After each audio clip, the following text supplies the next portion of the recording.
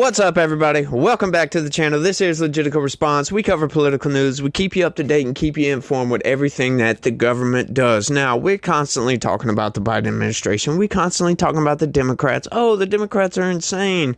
Yeah, the Democrats are crazy. Yeah, we're always talking about these people, and we don't really talk about the hypocrisy nearly as much as we should, because their hypocrisy knows no bounds whatsoever, folks. And I'm not lying with this. I mean, think about it for a second, right? Like, you got activists out there, my body, my choice, my body, my choice, when it comes to abortion. But yet when it comes to vaccines, oh no, they'll excise you from society, and they, could care less if you live or die. If you didn't take a vaccine, if you didn't put on a mask. Oh wait, hang on, I thought it was my body, my choice, right? And it's all kinds of other stuff too, right? Like, we want women's rights. But hang on, we don't want to be forced into a draft. Yeah, we want all the rights. We're equal as men. But then they get mad when they get punched in the face in New York. Yeah, I don't know if you guys heard about all that story, that women are getting punched in the face in New York, right? Like, it's not really funny to laugh. It's nothing to really laugh at, to be honest with you. But it's like, when you vote for Democrat policies and you vote for hypocrisy, you're going to get a bunch of dumb BS, right? Like, but their hypocrisy knows no bounds whatsoever, folks. And these people are outright saying, like, Orange Man bad. Orange Man, we're going to take down Donald Trump because he's going to end democracy if he gets back into the White House. Yet at the same time, Biden is doing everything he can to keep all of his political rivals off the ballot, right? Like, Dean Phillips couldn't stay on the ballot, right? Like, Joe Biden literally didn't want Dean Phillips on the ballot. He did everything he could to keep RFK Jr. off the ballot. RFK Jr. had to switch to an independent candidate to get on the ballot. That's not to mention Donald Trump going after his political rival with all these crazy indictments, all this BS that's going on. You got weaponized DOJ. These people are so hypocritical with their BS. They're constantly talking about, we got to save democracy, y'all, while intentionally destroying democracy as they speak. As they're speaking about saving democracy, right behind them, you can see a guy with a hammer destroying democracy, literally. Like, it's just outright insanity. And it, like I said, it knows no bounds. And we're going to see that on full display. Check this out, y'all. Blinken warns China over support for Russia's war efforts. What China is doing, or what some of its enterprises are doing, is to provide critical components for Russia's defense industrial base. Things like machine tools, microelectronics, and optics. Those are being used to help Russia on what's an extraordinary crash course effort to make more munitions, tanks, armored vehicles, missiles. And the actions that Russia's taken are going at a pace unlike any we've seen in its modern history, including the Soviet Union during the Cold War. And this could not be happening without the support that China's providing. 70% of the machine tools that Russia is getting from abroad coming from China, 90% of the microelectronics. So we've been very clear that this is doing two things. It's helping Russia perpetuate its aggression against Ukraine, but it's also creating a growing threat to Europe because of Russia's aggression. And what I'm hearing from Europeans is deep concern about this. So for China, if it wants to have better relations, not only with us, but with countries in Europe, it can't do that while at the same time helping to fuel the biggest threat to European security since the end of the Cold War.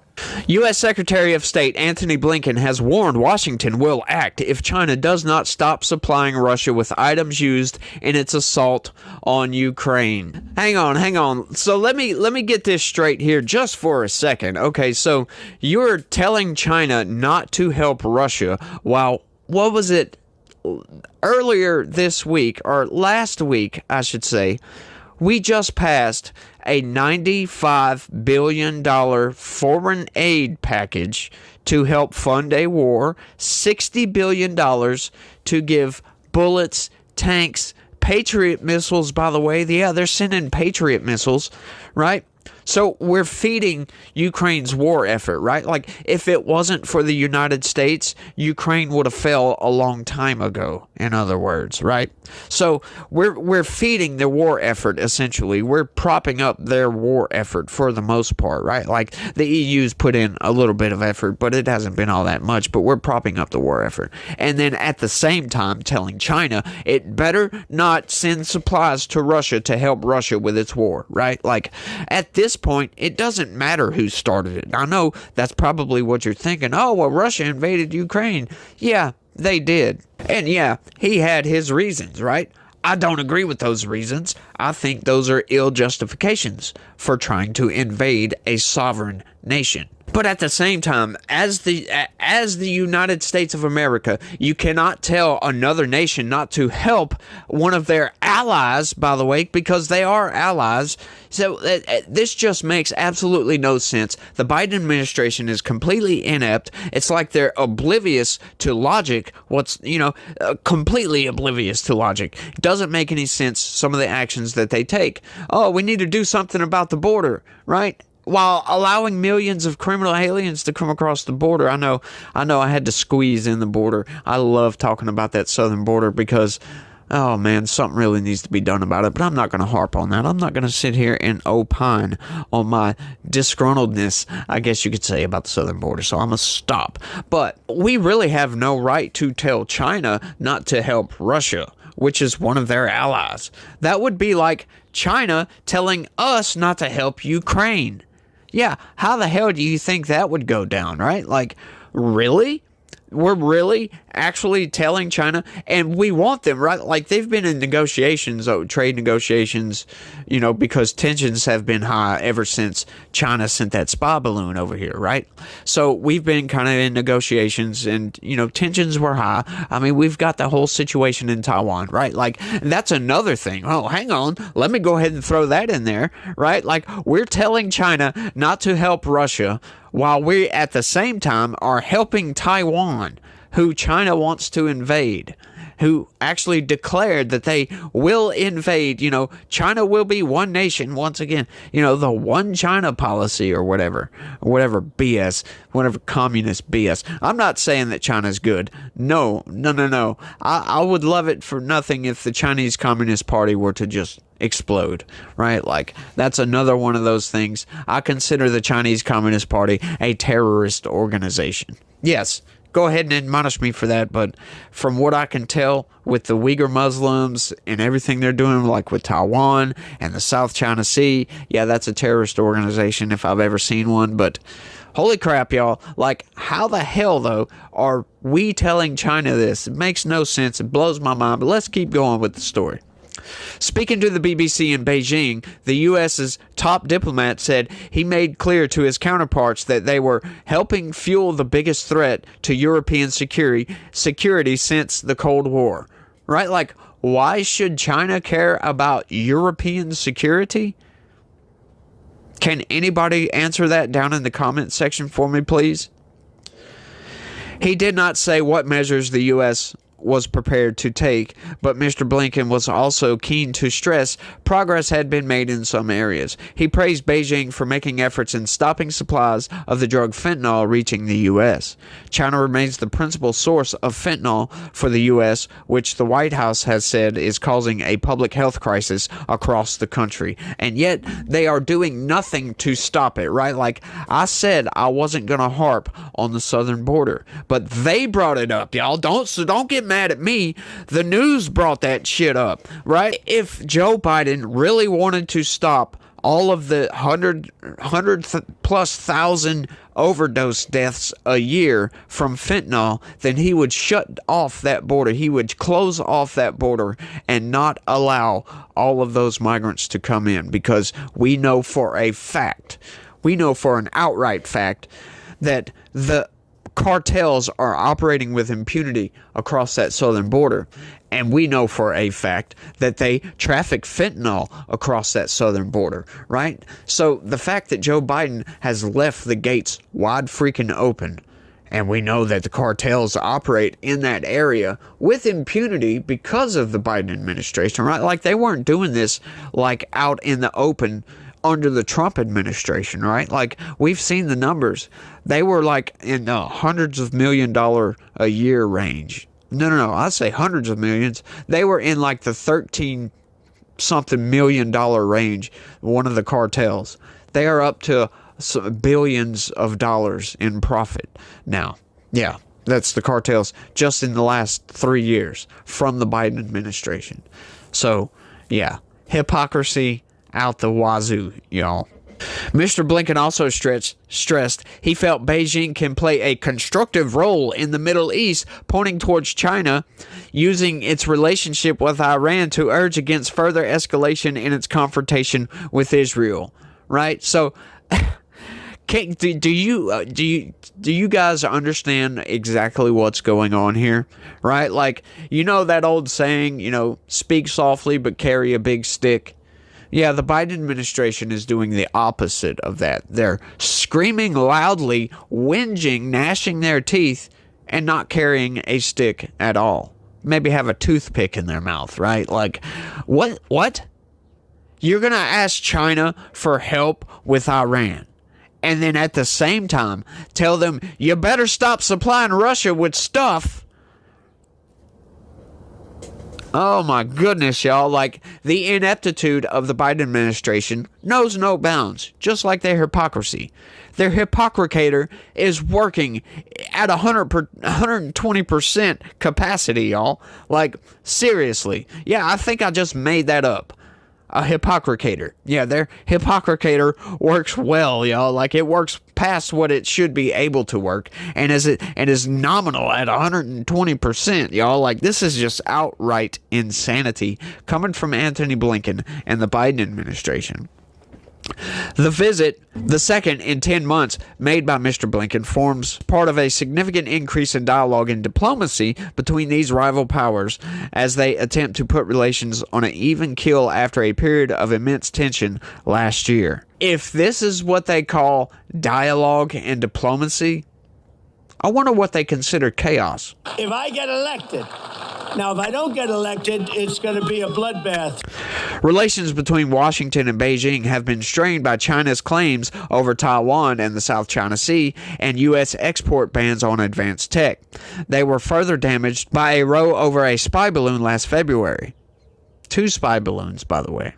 In recent days, the U.S. passed a law that would force Chinese-owned TikTok to sell the hugely popular video app or be banned in America, something Mr. Blinken earlier revealed had not come up in his meeting with China's President Xi Jinping. Mr. Xi, who met Mr. Blinken on Friday afternoon in Beijing's Great Hall of the People. Yeah, you like that, huh? I guess that's their Congress or whatever.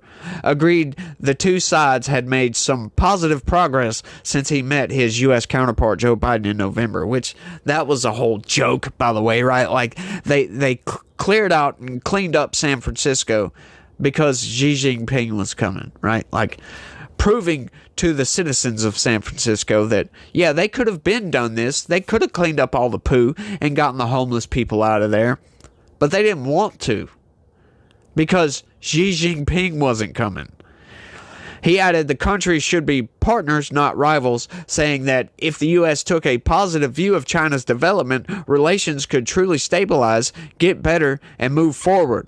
Yeah, if they would maybe take communist out of Chinese Communist Party, we might be able to work with that. But as far as I'm concerned, as long as there is communist in the Chinese Communist Party, yeah, we have some problems with that, right? Because communism destroys countries. It's been proven over and over again. It destroyed China, for crying out loud. They had to implement capitalist characteristics into their communism to make it work. And right now it's currently a hellscape, right? Like, people are making money and people are kind of free, in a certain sense.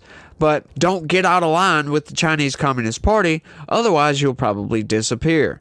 That's kind of scary, right? Like, they can't access the internet from the world, right? Like, the Chinese Communist Party closes them off from internet access to the United States and to other places all over the world, right? Like, what form of freedom do you really have when your government does stuff like that, right? Like, they have cameras all over the place. Like, it's the most surveilled country in the world.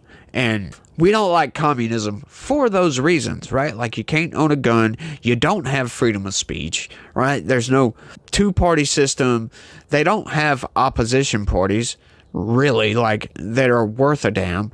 They don't have independent, open, free journalism, right? So it's just a hellscape in a sense, unless you're under mind control and you just want to stay in your lane and do your own thing. Then I guess it's okay if you want to live like that. Mr. Blinken told the BBC that one of the key routes for better relations between China and both the US and Europe would be for Beijing or some of its enterprises to stop providing critical components that help Russia make more munitions. The components include such items as machine tools, microelectronics, and optics. Wow, really? Really? Like I said at the beginning, y'all, these people's hypocrisy knows no bounds. Knows no bounds whatsoever. They will just outright get up in front of people and just do the opposite or say the opposite of what they do. It makes absolutely no sense to me. It's like, do they really think that nobody's watching? Nobody pays attention to what they do and say, right? Like, they can get up there and scream Orange Man bad all the hell they want to, but that's not going to change the fact that Orange Man is really being politically persecuted for non-crimes. I'm just going to get outright and say that, right? Like, this whole trial that's going on right now is not a crime. They're trying to put him on trial, trying to cancel out presidential immunity, which all presidents have been privy to for the past, 200 and... I don't know how long it's been, 230-something years since the United States was founded. No president has ever been criminally prosecuted for anything, which that's not to say that no president should have not been criminally prosecuted, because we've got criminal prosecutions we could probably put on at least the last 3 presidents, including Trump, because he's already been criminally prosecuted, right? Like, Trump had many drone strikes as well. You know, Obama was the king of drone strikes, right? Like, H.W. Bush was lied to Congress to get them to agree to war, right, with Iraq, weapons of mass destruction. So we could prosecute presidents if presidents didn't have immunity, but they enjoy a good bit of immunity, right? Like, it's not absolute, right? Like, Trump said absolute immunity, but that's a nuanced answer, and I went over all that the other day, you know, right? Like, because he was impeached and acquitted. So, yeah, he does have absolute immunity now from those charges. And if these people don't find his immunity, that's going to be, that sets a dangerous precedent for this country. And we are going to see a tit for tat of prosecutions. But like I said, I went over all that the other day, but we're talking about hypocrisy today, folks. And, you know, it's just crazy. Like I said, they get up there and they talk about, oh, we got to save democracy. Right? Like, they're constantly talking about democracy, like with Ukraine, for instance. But we know Ukraine's not a democracy. It's a very corrupt nation, and they've destroyed their democracy, right? Like, Zelensky has destroyed their democracy. He's the one that consolidated all the media into state-owned media. He's the one that's canceling out banning all the Christian churches over there. He's the one that canceled the election. So it's not any other regime. You know, it wasn't the previous administration. It was Zelensky. And I really don't want to help a corrupt nation become even more corrupt by infusing it with billions of U.S. taxpayer dollars. I'm just not down with that, right? And I'm also not down with Anthony Blinken trying to tell China not to help Russia when all we are doing is propping up Ukraine's fight against Russia, right? Like, that makes absolutely no sense. Like I said, it's like these people could care less about the optics of what their administration looks like. That is probably why Joe Biden has the worst approval rating on his 13th quarter, right? Like, that just came out. That was a story. I almost covered that, but it's like, taking a shot at Biden way too much. But yeah, it's way down too, right? Like the next one up, I think it was 38.7%. The next one up was H.W. Bush at 41%. Trump on his 13th quarter was looking at like a 47% approval rating, right? So for Biden trying to say, oh, he's better than Trump. Look at the approval ratings, y'all. Yeah, Biden is failing. These people are hypocritical. Their hypocricator is working great. And this is just outright insanity. But I want y'all to let me know what y'all think about all this down in the comment section. You know, how would you feel if China told us to stop helping Ukraine? Do you think that our leaders, our government would take that seriously? No, I don't think they would actually take that seriously or do anything to stop from helping Ukraine. These people have Ukraine derangement syndrome, right? Like, they've got to help Ukraine no matter what, even if it means bankrupting our country. But like I said, I want y'all to let me know what y'all think about all this down in the comment section. That's all I got for this one. I want to thank everybody for watching, and y'all try to have a good day and stay legitical. Peace.